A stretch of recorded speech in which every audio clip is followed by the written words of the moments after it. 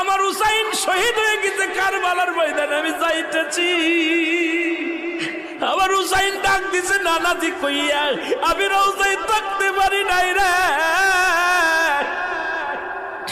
আমি হুসাইনের দেখার জন্য নবীজি রওজা থেকে উঠা গেছি। আলেমরা সর ইবনে আব্বাস বলে, আমি স্বপ্নের মধ্যে দেখেছিলাম আমার রাসূল ডাক দে বলে, মক্কা মদিনার মানুষেরা রে আর ঘুমাস না, আর তোরা ঘরের মধ্যে থাকিস না।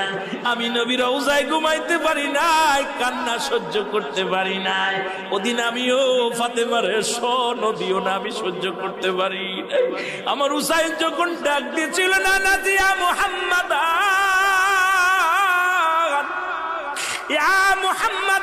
যেদিন ডাক দিয়েছিল রে, সেদিন আমি নবী রওজা থেকে পাগলের মতো উঠে কারবালা পর্যন্ত চলে গিয়েছিলাম। আমার হুসাইন শহীদ হয়ে গেছে কারবালার ময়দানে, আমি যাইতেছি।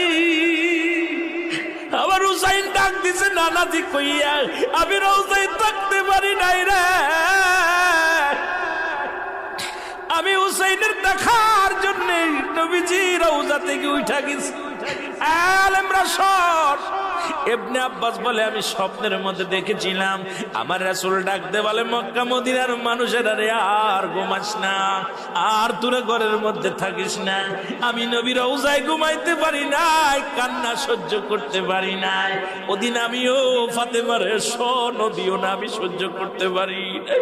আমার হুসাইন যখন ডাক দিয়েছিল না নাজিয়া মুহাম্মাদ